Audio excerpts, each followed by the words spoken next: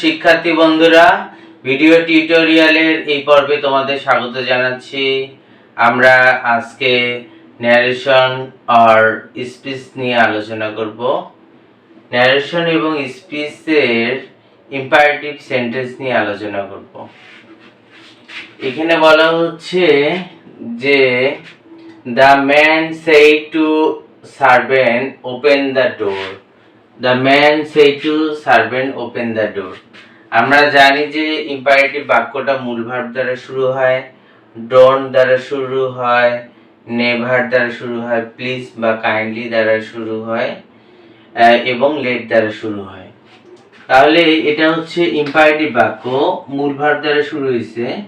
Open হচ্ছে মূল verb দ্বারা শুরু হয়েছে, বাক্যটা হচ্ছে ইম্পারেটিভ বাক্য। এই ইম্পারেটিভ বাক্য আমরা ডিরেক্ট থেকে ইনডিরেক্ট করার জন্য আমরা সেই টু রিপ্লাইড এর পরিবর্তে আমরা কি লিখব?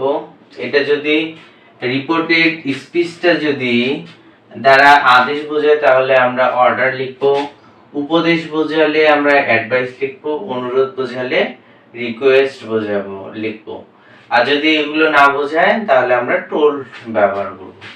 তাহলে এখানে the man said to the servant open the door, বললো যে ওপেন দ্য ডোর, দরজাটি খোলার জন্য আদেশ করছে, তার জন্য এটা হচ্ছে অর্ডার হবে, আদেশ বোঝাচ্ছে বাক্যটার মধ্যে। তার জন্য আমাকে কি লিখতে হবে? দ্য ম্যান তারপরে সেড টু রিপ্লাইড এর বেলায় আমরা কি লিখবো? অর্ডার লিখবো, অর্ডার লিখবো, ordered the servant। তারপরে আমাকে ইনভার্টেড কমা উঠাই দিয়ে আমাকে কি দিতে হবে?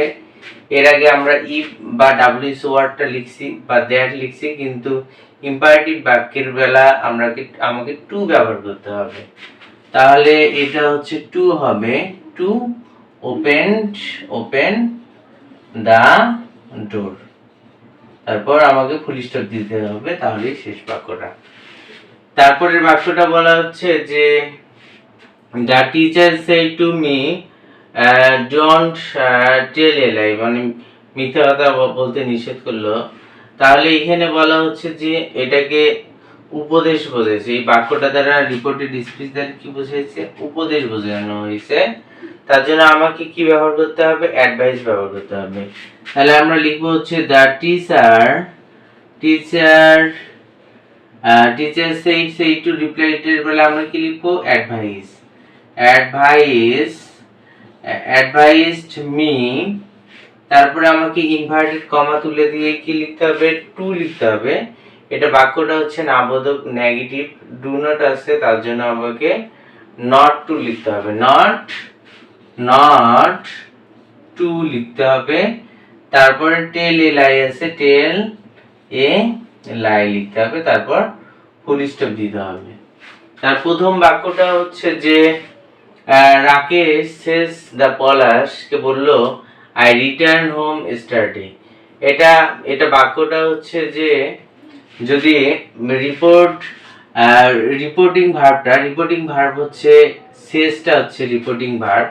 যদি রিপোর্টিং ভার্বটা যদি প্রেজেন্ট ইনডিফিনিট টেন্স হয় তাহলে ভার্বগত বা টেন্সগত কোনো পরিবর্তন হয় না, এখানে ভার্বের পরিবর্তন করা যাবে না। তাহলে রাকেশ আছে, আমাকে রাকেশে লিখতে হবে, রাকেশ। সেজ আছে, আমাকে সেজে লিখতে হবে, সেজ টু পলাশ। আমাকে ইনভার্টেড কমা উঠাই দিয়ে আমাকে কি লিখতে হবে? ইনভার্টেড কমা উঠাই দিয়ে আমাকে দ্যাট লিখতে হবে, পলাশ দ্যাট। তারপরে আই আছে হচ্ছে ফার্স্ট পারসন, কাকে অনুসরণ করে? সাবজেক্টকে অনুসরণ করে। ফার্স্ট পারসন থাকলে সাবজেক্টকে অনুসরণ করে রাকেশ পুরুষ, তার জন্য এখানে হি হবে। এখানে যে ভার্বগত কোনো পরিবর্তন হয় না, রিপোর্টিং ভার্ব যদি প্রেজেন্ট ইনডিফিনিট টেন্স হয় তাহলে ভার্বগত কোনো পরিবর্তন হয় না, ভার্ব বা টেন্সগত কোনো পরিবর্তন। আমরা জানি রিটার্ন ভার্ব টু, আমরা দেখেছি ভার্বগত পরিবর্তনের মধ্যে ভার্ব 1 হলে ভার্ব 2 হয়, অ্যামিজার থাকলে ওয়াজ হয়, হ্যাভ হ্যাজ থাকলে হ্যাড হয়, কিন্তু ভার্ব 2 থাকলে হ্যাড প্লাস ভার্ব 3 হয়। যদি ভার্ব টু থাকে, আমরা জানি হচ্ছে ভার্ব টু থাকলে হ্যাড প্লাস ভার্ব থ্রি হয়, কিন্তু এখানে হবে না, এখানে রিপোর্টিং ভার্ব শেষ আছে, তার জন্য ভার্বগত পরিবর্তন হবে না, যেটা ভার্ব আছে ওটাই রাখতে হবে। He return home. অ্যাডভার্বগত পরিবর্তন স্টার্টে থাকলে কি হয়, দা প্রিভিয়াস ডে। স্টার্টে থাকলে যে অ্যাডভার্বগত বা ওয়ার্ডগত পরিবর্তন, স্টার্টে থাকলে কি হবে, দা প্রিভিয়াস ডে। তাহলে আজ এ পর্যন্ত, দেখা হবে পরের টিউটোরিয়ালে।